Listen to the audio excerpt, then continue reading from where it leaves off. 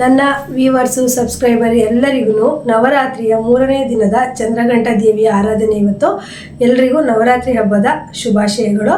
Friends, ಇವತ್ತು ನವರಾತ್ರಿ 3 ದಿನ ಮುಗ್ದೇ ಹೋಯಿತು. ನೀಲಿ ಬಣ್ಣ ಆಗಿತ್ತು, ನೀಲಿ ಸ್ಯಾರಿ ಹಾಕ್ಕೊಂಡು ದೇವಸ್ಥಾನಕ್ಕೆ ಹೋಗಿ ಬಂದೆ. ವಿಡಿಯೋನ ಕೊನೆವರೆಗೂ ನೋಡಿ, ಯಾಕಂದರೆ ಇವತ್ತು ನಾವು ನವರಾತ್ರಿ ಪೂಜೆನ ಯಾವ ರೀತಿ ಆಚರಣೆ ಮಾಡಿದ್ವಿ ಅಂತ ವಿಡಿಯೋದು ಅಂದರೆ ಸ್ವಲ್ಪ ನನಗೆ ಕೆಲವೊಂದು ವಿಚಾರದ ಬಗ್ಗೆ ಮಾತಾಡಬೇಕು ಅಂತ ಇದ್ದೀನಿ.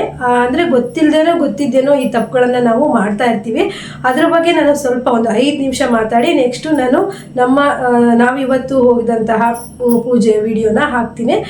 ಅದೇನಂತ ಅಂದರೆ, ನವರಾತ್ರಿ ಟೈಮಲ್ಲಿ ನಮಗೆ ಗೊತ್ತಿಲ್ದೇನೋ ಈ ತಪ್ಪುಗಳನ್ನು ಮಾಡ್ತಾ ಇರ್ತೀವಿ.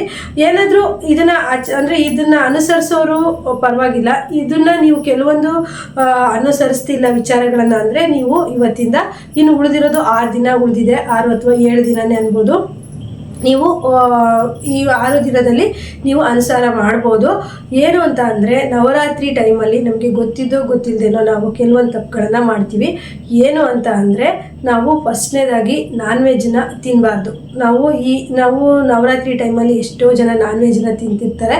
ನಾನ್ ವೆಜ್ನ ನೀವು ಬಿಡೋದು ತುಂಬಾ ಒಳ್ಳೆಯದು. ಮತ್ತು ನವರಾತ್ರಿ ಟೈಮಲ್ಲಿ ಉಗುರು ಕಟ್ ಮಾಡಬಾರ್ದು, ತಲೆ ಕೂದಲು ಕಟ್ ಮಾಡಬಾರ್ದು. ಹಾಗೆಯೇ ಇನ್ನು ನಾನು ತುಂಬ ಟಿಪ್ಸ್ಗಳನ್ನು ಹೇಳ್ತೀನಿ. ನವರಾತ್ರಿ ಟೈಮಲ್ಲಿ ಗೊತ್ತಿದ್ದೋ ಈ ತಪ್ಪುಗಳನ್ನು ನೀವು ಮಾಡ್ತಾ ಇದ್ದರೆ ನೀವು ಇನ್ನು ಉಳಿದಿರೋಂತಹ ದಿನಗಳಲ್ಲಾದರೂ ಸರಿ ಮಾಡ್ಕೊಳ್ಳಿ ಅಂತ ಹೇಳ್ತೀನಿ. ಬನ್ನಿ, ಕೊನೆವರೆಗೂ ವಿಡಿಯೋ ನೋಡಿ, ತುಂಬ ಇಂಟ್ರೆಸ್ಟ್.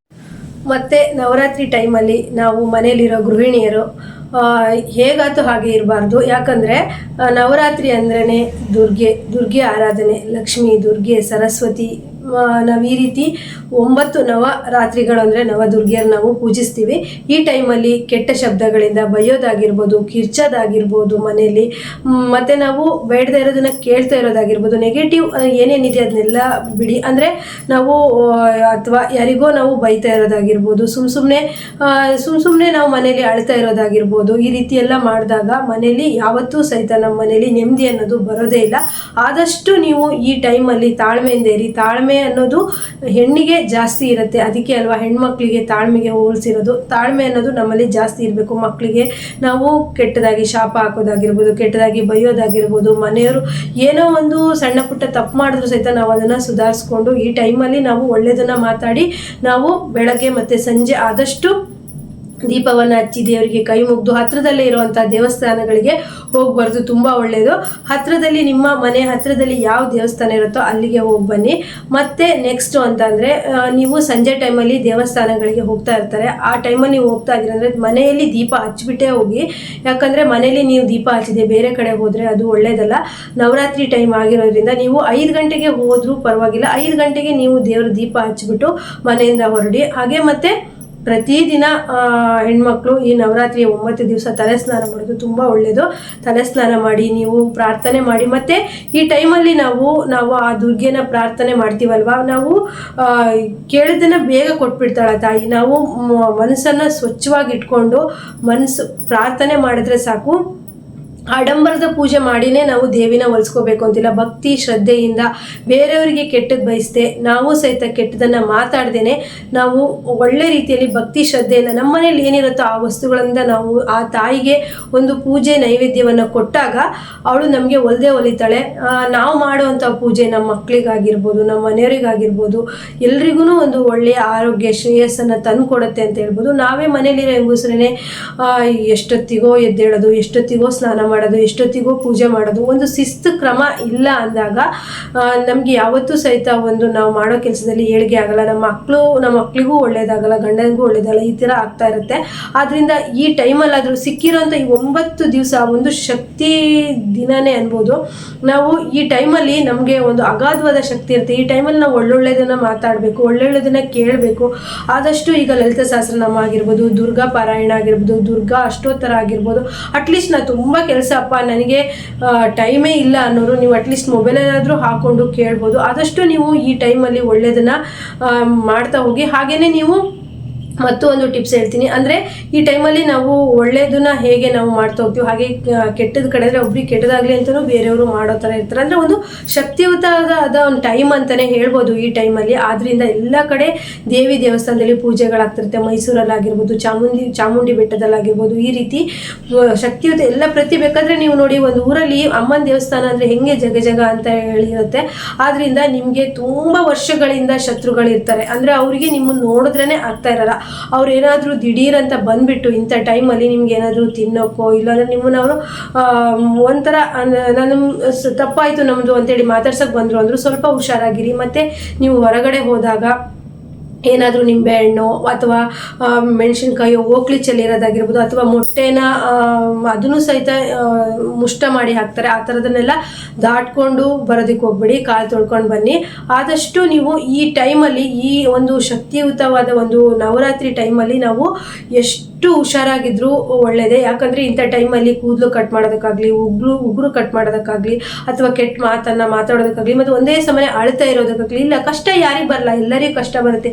ಇಂಥ ಟೈಮಲ್ಲಿ ನಾವು ದೇವರಲ್ಲಿ ಒಂದು ಪ್ರಾರ್ಥನೆ ಮಾಡಿ ಒಳ್ಳೆ ಮನಸ್ಸಿಂದ ಇದ್ದರೆ ನಮಗೆ ಆ ತಾಯಿ ಒಳ್ಳೇದು ಮಾಡೇ ಮಾಡ್ತಾಳೆ. ವರ್ಷ ಪೂರ್ತಿ ನಾವು ಖುಷಿಯಾಗಿ 365 ದಿನನೂ ನಾವು ನಗ್ನಗ್ತಾ ಇರಬೇಕು. ಅಂದರೆ ಇಂಥ ಟೈಮನ್ನು ಮಿಸ್ ಮಾಡ್ಕೋಬೇಡಿ. ಮನೇಲಿರೋ ಅಂಥ ಹೆಣ್ಮಕ್ಳು ಬೆಳಗ್ಗೆ ಸ್ವಲ್ಪ ಬೇಗನೆ ಎದ್ದು ಪೂಜೆನ ಮಾಡಿಕೊಂಡು ಮನೆ ಕೆಲಸನೆಲ್ಲ ಮಾಡಿಕೊಂಡು ಮನೆ ಸ್ವಚ್ಛವಾಗಿ ಇಟ್ಕೊಳ್ಳೋದನ್ನ ಸ್ವಲ್ಪ ಗಮನ ಕೊಡಿ. ಇನ್ನು ಉಳಿದಂಥ ಟೈಮಲ್ಲಾದರೂ ಸಹಿತ ನಿಮಗೆ 9 ದಿನ ಪೂಜೆ ಮಾಡೋಕ್ಕಾಗದೆ ಅಟ್ಲೀಸ್ಟ್ ಒಂದು ದಿವಸನಾದರೂ ಬೆಳಗ್ಗೆ ಬೇಗ ಎದ್ಬಿಟ್ಟು ಒಂದು ಕಳಸ ಇಟ್ಬಿಟ್ಟು ಪೂಜೆ ಮಾಡಿಬಿಟ್ಟು ಮನಸ್ಸಲ್ಲಿ ಒಂದು ಬೇಡ್ಕೊಳ್ಳಿ, ಪ್ರಾರ್ಥನೆ ಇಡಿ. ಒಂದು ಬಾಳೆಹಣ್ಣು ನೈವೇದ್ಯ ಇಟ್ಟರು, ಹಾಲು ನೈವೇದ್ಯ ಇಟ್ಟರು ಸಾಕು. ಆ ತಾಯಿಗೆ ನಿಮಗೆ ಬೇಗನೆ ಒಲಿಯುವಂತಹ ಟೈಮು ಆ ತಾಯಿ ಅಂದರೆ ಇದೇ ಟೈಮು. ನಿಜವಾಗ್ಲೂ ನನಗೆ ನೆನಪಿರೋ ಪ್ರಕಾರ ಎಷ್ಟು ವರ್ಷಗಳಾಯ್ತೋ ಗೊತ್ತಿಲ್ಲ ನವರಾತ್ರಿ ಪೂಜೆ ಮಾಡ್ತಾ. ಆ ಪೂಜೆಗಳ ಫಲ ನಮ್ಮ ಮಕ್ಕಳಾಗಿರ್ಬೋದು ಈ ರೀತಿ ಒಳ್ಳೆಯ ಒಂದು ಸ್ಥಾನಕ್ಕೆ ಹೋಗ್ತಾ ಇದ್ದಾರೆ. ಅದರಿಂದ ಇನ್ನು ಉಳಿದಿರೋಂಥ ಟೈಮಲ್ಲಿ ನಿಮಗೆ ದೇವಸ್ಥಾನಗಳಿಗೆ ಹೋಗಾಗ ಮನೆಯಲ್ಲಾದರೂ ಪೂಜೆ ಮಾಡಿ ದುರ್ಗಾ ಅಷ್ಟೋತ್ತರ ಮತ್ತು ಲಕ್ಷ್ಮೀ ಸಹಸ್ರನಾಮಾವಳಿ ಮತ್ತು ಲಲಿತಾ ಸಹಸ್ರನಾಮಾವಳಿ ಅಷ್ಟು ಪವರ್ಫುಲ್ ಇರುತ್ತೆ. ಎಲ್ಲದೂ ಸಹಿತ ಹೆಣ್ಮಕ್ಳಲ್ಲೇ ಇರುತ್ತೆ, ನಮ್ಮಲ್ಲೇ ಅದೆಲ್ಲ ಇರುತ್ತೆ. ನಮ್ಗೆ ಎಷ್ಟೇ ಬ್ಯುಸಿ ಇದ್ರೂ ನಾವು ಮಾಡಬೇಕು ಅನ್ಸ್ಕೊಂಡ್ರೆ ನಿಜವಾಗ್ಲೂ ಮಾಡ್ತೀವಿ. ಅದೇ ಬೆಳಗ್ಗೆ ಲೇಟಾಗಿ ಎದ್ಬಿಟ್ಟು ಮನೆ ಕೆಲಸಗಳೇ ಮುಗಿದೆ, ನಂಗೆ ಟೈಮ್ ಇಲ್ಲ ಅಂತಂದರೆ ನಾವು ಯಾವ ಪೂಜೆ ಪುನಸ್ಕಾರನೂ ಮಾಡೋಕ್ಕಾಗಲ್ಲ. ಆದ್ದರಿಂದ ನೀವು ನೋಡಿ, ನಾವು ಲಲಿತಾ ಸಹಸ್ರನಾಮ ಆಗಿರ್ಬೋದು, ನಾವು ಒಂದು ಪಾಸಿಟಿವ್ ಆಗಿ ಮಾತಾಡ್ತಾ ಇದ್ರೆ, ಪಾಸಿಟಿವನ್ನು ಕೇಳ್ತಾ ಇದ್ರೆ ನಾವು ಮಾಡೋ ಕೆಲಸ ಎಷ್ಟು ಸ್ಪೀಡ್ ಆಗುತ್ತೆ, ಒಂದು ಒಳ್ಳೇದಾಗತ್ತೆ ಅಂತ ನೋಡಿ.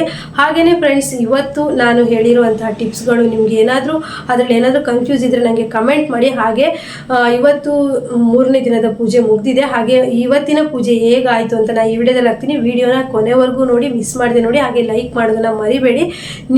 ನನ್ನ ವ್ಯೂವರ್ಸ್ ಸಬ್ಸ್ಕ್ರೈಬರ್ಗೋಸ್ಕರ ನಾನು ಅಷ್ಟು ವಿಡಿಯೋ ಮಾಡ್ಕೊಂಬಂದು ಅಪ್ಲೋಡ್ ಮಾಡ್ತಾ ಇರೋದು. ಹಾಗಾಗಿ ಲೈಕ್ ಕೊಟ್ಬಿಟ್ಟು ಎಲ್ಲರೂ ಸಹಿತ ಕಮೆಂಟ್ ಮಾಡ್ತಾ ವಿಡಿಯೋ ನೋಡಿ ಅಂತ ಹೇಳ್ತಾ ವಿಡಿಯೋ ಮುಂದುವರಿಯುತ್ತೆ. ಯಾರೂ ಸಹಿತ ಸ್ಕಿಪ್ ಮಾಡಿದೆ.